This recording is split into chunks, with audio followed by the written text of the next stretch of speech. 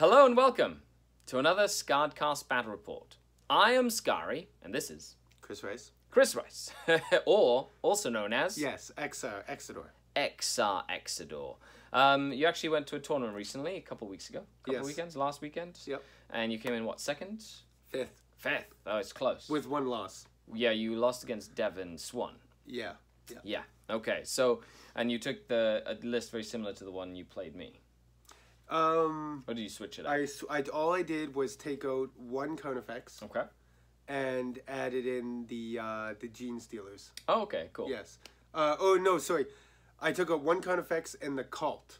Oh, because okay. they decided to use the big FAQ, and in between the big FAQ 2 and where the Cult Codex comes out, you can't use them. Yeah, you can't use the Cult. So I used just normal Stealers. Okay. They worked good. I played one game where they were using the Golden Boy bikes, where they spam that, and you know they have 5 million shots with the bolters. But I had a 3-up save, so he literally shot all of them at one Gene Stealer squad, and there was 3 left. Like, because normally they would kill all the Gene Stealers. Yeah. So it was great. Dormant Gunder for all you Tyranid players out there. Yes, with the Catapult armor. So they have very 3 cool. up. So they have a 3-up save. So, you know, we're playing a one detachment only game. Playing one of the missions from the Michael Mudd Memorial Tournament, which you've seen me play in a couple of games recently. Or in the last game against the Death Guard, and I got my butt handed to me. So, this time I'm bringing the Cabal out again. It's Cabal of the Black Heart. I'm still got the Tantalus in there. I've switched a few things around, and you're bringing some fun stuff. Yeah. Okay, it's just fun stuff. Yeah. So get ready to be entertained. Drops. 6 drops, 6 models. Yeah. I think it's hilarious. Yeah. So let's go take a look at the armies. Let's take a look at deployment, and we will get started. So stay tuned, sit down, leave a comment down below. Let us know what you think. Press that little subscribe and little notification button if you have not already. Okay, ready? Yes. Yeah. Okay, let's do this. I think so. You think so? Have a great game, guys. Enjoy the report.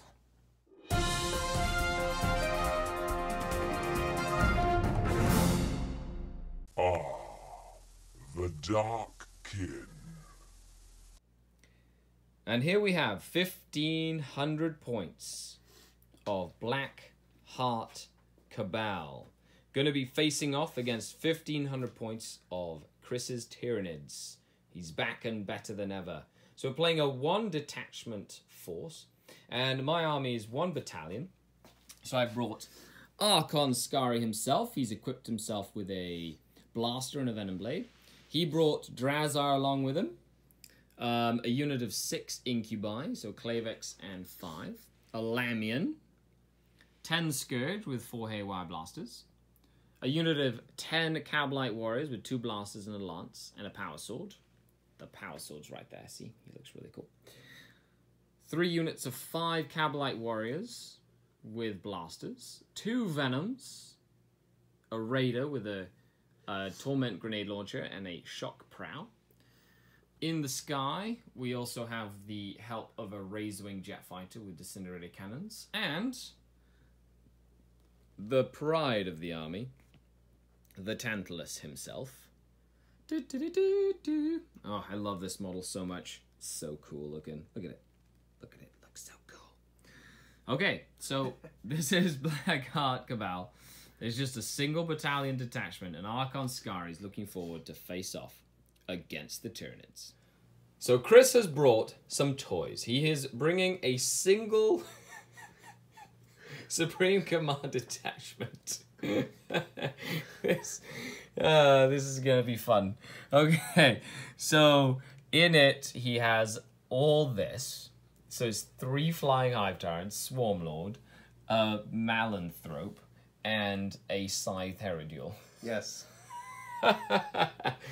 And he's upgraded them as much as he could because he thought it'd be really fun to run something completely random. Okay, what have you brought? What have you given them as upgrades? So all the Flyrants are the same layout with Adrenal Glands, Toxin Sacs, 2 Devourers, and Rending Claws. And then all their powers are different, but I'm running every power basically. Cool. Let's see, we got one flyment that has Catalyst the Horror, one with Psychic Scream and Onslaught, one with the Catalyst and then Onslaught, and then the Swarmlord, of course, always takes Onslaught and Paroxysm. Very cool. And we got the -1 hit bubble. Yeah, and the Kraken. They're all Kraken. They're all Kraken. So they can fall back, charge, advance extra. Yep. Very cool. Bringing me my amazing 4 points of 4 CP. CPs. I love it. So, this will be Tyranids versus Drukhari playing a Michael Mudd Memorial Tournament mission. Let's be back after deployment. So, deployment in this mission format is very straightforward. If you deploy first, you deploy everything, then your opponent deploys. So, there was little subtlety in what would happen because we knew who was going first, decided to just get very aggressive. And here we are, after deployment. So the way this works, you roll a dice, winner chooses priority for either going first or deploying first.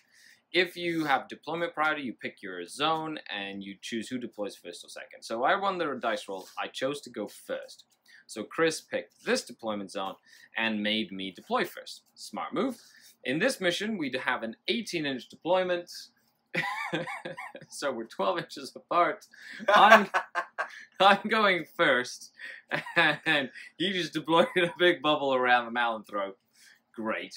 And I deployed centrally pretty much, depending on what Maelstrom cards I get, with the Scourge in Deep Strike Reserve. But needless to say, this is not going to be a tame game. It's going to get down and dirty. For these missions, we have 5 turns to get some stuff done. It's like a cool narrative style. It's right as the action gets started. Okay, so let us know what you think is going to happen.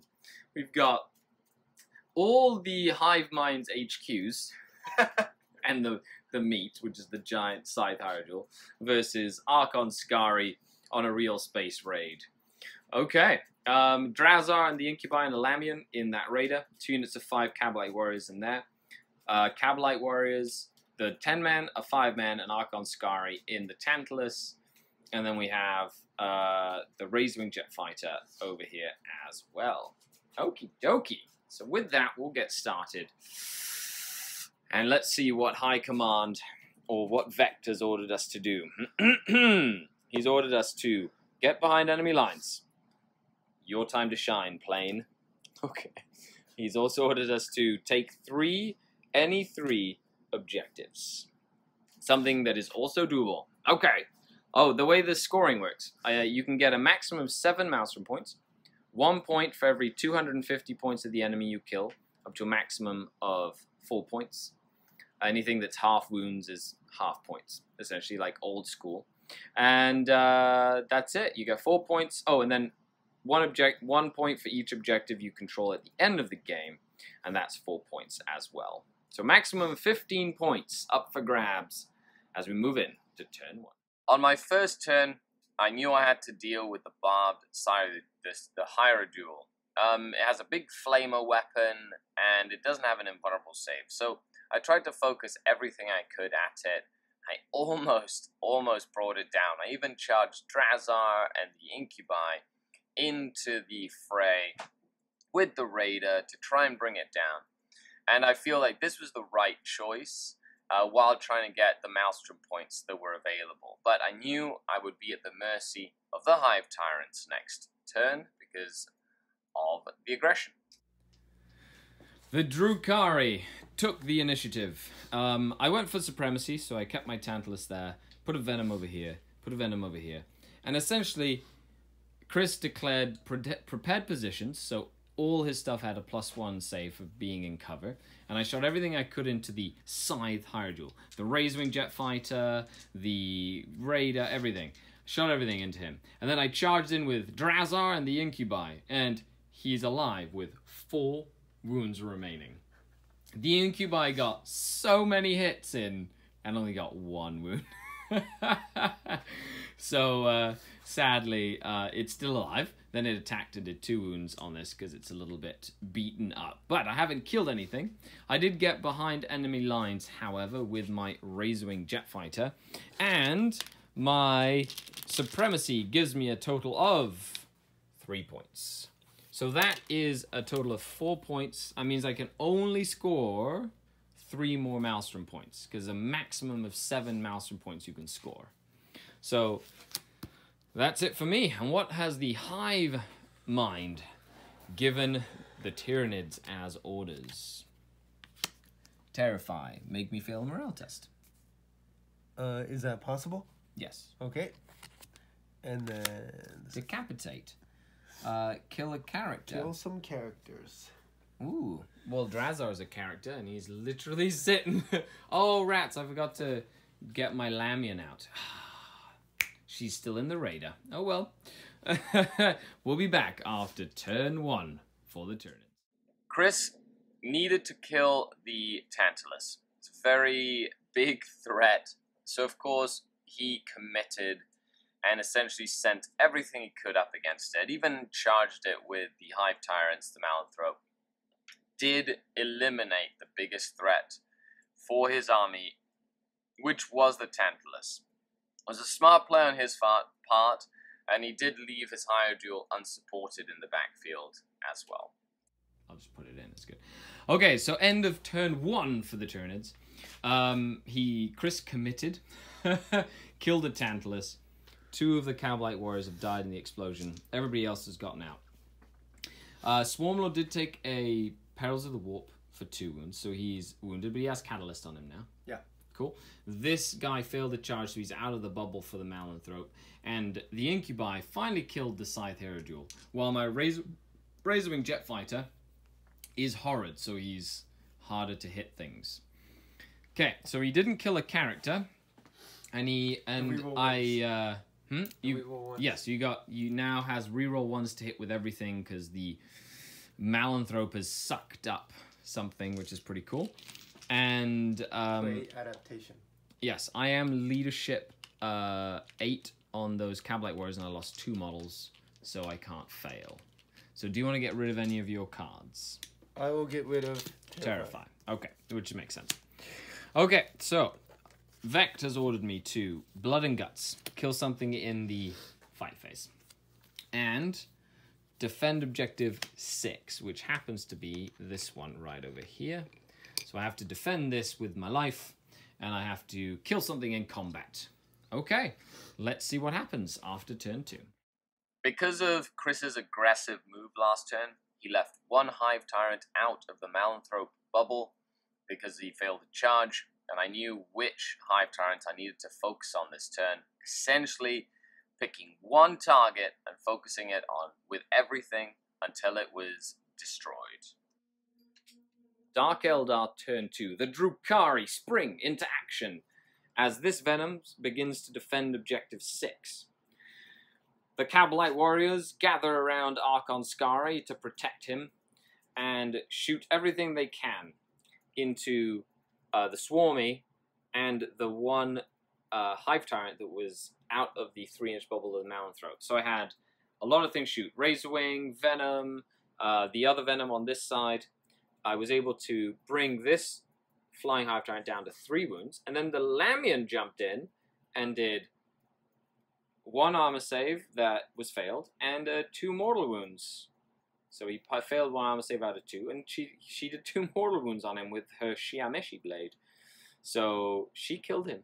Cool. And then all other shooting took 4 wounds off of the Swarm Lord because of his Catalyst, which helped him. And I did put 2 wounds on this Flying Hive Tyrant from a couple of Splinter rifles, but now he's angry. He's -2 to hit near that Malanthrope, so it's really, really crazy. Okay, so moving on to the next turn, I'm starting to defend objective 6, and I did get Blood and Guts, and he still has Decapitate, which is kill a character. Both of my characters are outside, and the Hive Mind gets 1 more card. That is secure objective number 1. Okay, moving on to turn 2 for the Tyranids. With only a few Hive Tyrants left, he decided to go up against the Incubi mainly, and brought everything into them, essentially like wiping them out pretty much, and making sure that they were dead.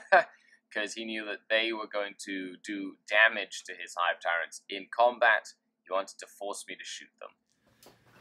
Okay, so turn 2 for the Drukhari. For the Tyranids. The Tyranids shot everything they could into that unit of Cav Light Warriors. Killed 5, and then I failed morale and lost 2 more. So there's 3 left, the Lance and 2 Blasters. Okay. They basically wanted to kill all my close combat capability. So they charged in, Swarmlord killed all the Incubi, and then this Flyer flew around, hit Drazar. Did 2 wounds to Drazar, but Drazar did 2 wounds back to him, using an Onslaught and... using Onslaught, essentially, and his paired claves. And then the Lamian died to the 3rd Hive Tyrant. Perfect, so that's going on. We still have a Catalyst on the Swarmlord, and the bubble is still the bubble. So moving on to the next turn, he decided to get rid of Secure Objective 1. He's keeping Decapitate because Drazar is now in a bit of a thick situation. I do get Defend Objective 6, so I have 1, 2, 3, 4, 5, 6, 7 points for Maelstrom, which means I cannot score any more Maelstrom, so there's no point in drawing any more cards, because that's it. No Maelstrom more for me. Now I just have to worry about getting objectives at the end of the game and killing stuff. Okay, moving on to the next turn. The next biggest threat for me was the Swarmlord. I needed to try and take him out. When in combat, he has a 3-up invulnerable save. If not, he has a he was Catalyst. He had his invul save. So I just focused everything I could into the Swarmlord, and I did eventually bring him down. The Blasters and the Lancers were huge in this part of the game, as when they would hit, they did a lot of damage. Which meant I was able to take out a 2nd Hive Tyrant with my shooting. This turn was key. Wow, what a turn for the Drukhari. Turn 3. I killed the Swarmlord and the other Flyer. The Blaster did some good work. And then Archon Skari did 6 wounds onto that Malanthrope, because he's got Frenzy, so he has 6 attacks. And then he wounded every time, hit every time, and then he failed all the saves. And then the other Hive Tyrant just murdered Drazar. Just... bink! Didn't even bat an eyelid. Should have done it last turn, but he did it this turn. Okay, so now we're moving... so he does get Decapitate for killing, because it's in this turn. He killed a character. So he gets a Maelstrom point. And I did... Maelstroms I've maxed out to 7, so I can't do anything else there. But what has the Hive Mind given you for the 3rd turn? Defend Objective 5. Defend 5. And Witch Hunter. Which I can't do, so redraw. Behind enemy lines. So get behind enemy lines, totally possible. And defending Objective 5, that happens to be the one past the Razorwing Jet Fighter in the corner. Moving on to Tyranid, turn 3. It's the flight of the Valkyries as the Limping Warlord and the Limping Malanthrope are duking it out against the last of the Cabal of Deadly Mist. With only a few models left to his name, Chris tries to get as many points as possible as he braces for what could be a bad last turn and tries to just squeeze those points. Okay, turn 3. He killed Archon Skari. No! The Malanthrope got the last wound through his Shadow Field for 3 damage. Even though he passed all his Shadow Field saves against the Hive Tyrant. And Skari went down. But he did get behind enemy lines. So he gets a point for that. Yeah. Are you going to get rid of defend objective? Or... Sure. Yeah? I'll cool. get rid of it. Okay, so moving on to turn 4. Let's see what happens after this. So it's turn 4, and I completely forgot to bring in my Scourge. So I've been playing 150 points down the whole game. Needless to say, I focus on the last targets.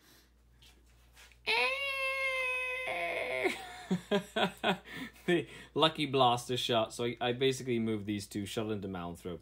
Lucky blaster shot, put the last 5 wounds on him after he took some poison shooting. And that is it. The game is over. Okay.